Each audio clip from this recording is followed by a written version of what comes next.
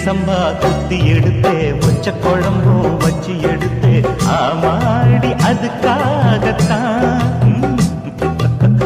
உச்சி மலை காத்துல உச்சந்தல வேக்குது மச்சமுள்ள பூவத்தான் மல்லு கட்ட பாக்குது